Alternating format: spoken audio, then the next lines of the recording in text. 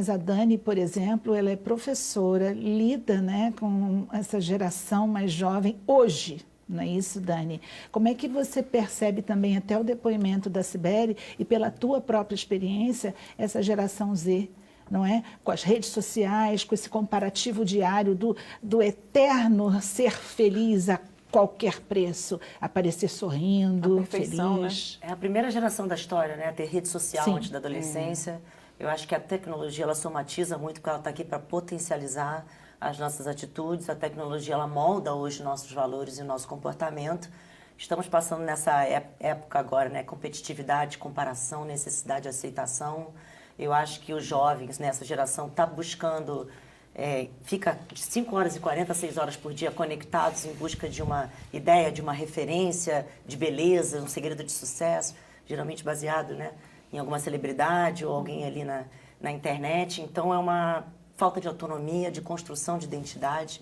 E quando eles não conseguem reconhecer os próprios erros como um processo natural, né, do seu desenvolvimento, isso acaba criando neles essa necessidade de que a vida do outro é melhor, o outro é mais feliz, o outro conquistou uma vida fácil, né? Uma geração que não cria vínculos nem com familiares e nem no mercado de trabalho, o que acaba também criando um futuro problema de liderança dentro do mercado de trabalho. Agora é uma geração que pensa muito diferente da gente. Então, a gente aprender a se comunicar, a gente que foi criado, né, para ter uma carreira, construir um legado. Os jovens dessa geração não querem isso. Eles querem uma coisa imediata para agora. E eu não acho que isso seja um erro. Eu acho que é um novo formato, mais rápido, diferente, só que precisando desenvolver essas competências de inteligência emocional mesmo, porque isso é o que rege o ser humano, né? São essas emoções. E a vida, ela está por um fio. Às vezes, uma decisão impulsiva, o jovem, ele é naturalmente, por uma questão biológica, também muito impulsivo, né? Quando vê, já foi. Não teve tempo dele racionalizar o que aconteceu, ou até mesmo quem é um adulto hoje amadurecido, que passa por isso, tem muita dificuldade ainda de ir no que é da questão. Eu tenho muitos amigos que passam pelo processo de depressão, que às vezes eu tento conversar, levar para um tratamento e falo, não quero, prefiro tomar um remedinho, acho melhor tirar a poeira, em vez de reformar aquele imóvel.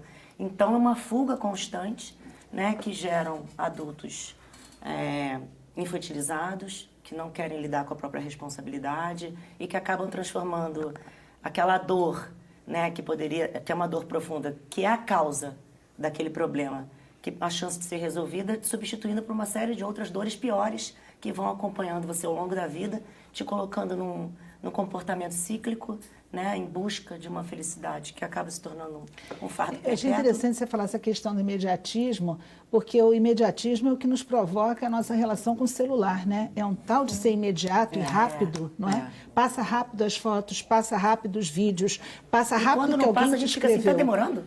Lógico, isso vai gerando vários sinais. E, Álcio, a Marília te perguntou sobre os sinais, né, que as pessoas têm que ter com seus filhos, parentes, amigos, enfim, você respondeu super bem. E aí vai a minha pergunta para você, muito direta.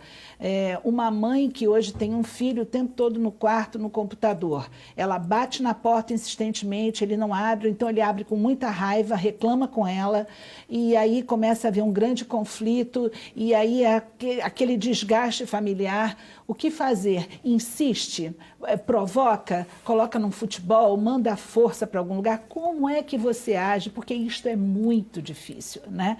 E você parece que você está percebendo que aquela pessoa está mal e você parece que não consegue alcançar. Como é que os familiares e amigos devem proceder diante de tudo isso que foi falado aqui? Além de não cobrar, não é? Que o Isaac falou muito bem. E é difícil. Essa questão da cobrança é muito bem lembrada. O Isaac está trazendo muito essa questão do que determina o comportamento da gente, que certamente tem a ver com essas forças internas. Eu me preocupo um pouco mais também com a questão social e familiar, na verdade, porque essas forças internas são muito moldadas por essa convivência. Uma coisa é verdade, a gente tem um ditado, né? As pessoas morrem como elas vivem. E também uma outra questão que a gente tem que entender é que quando um adolescente está com um problema desse tipo, nunca é um problema só do adolescente, é um problema daquele sistema familiar. Porque o adolescente não está assim, digamos assim, apareceu aquela pessoa doente ou adoentada no meio de uma família perfeita, família de margarina. Não é assim que funciona. Então, na verdade, se você quiser efetivamente ajudar aquele jovem, você tem que começar primeiro a se olhar e tentar entender como é que aquela família está funcionando. Isso é difícil, porque normalmente a gente quer colocar a questão em cima do jovem mesmo. Ele que não quer estudar, ele que está viciado em videogame, ele quer isso, ele quer aquilo. Mas, na verdade, como é que aquela família funciona?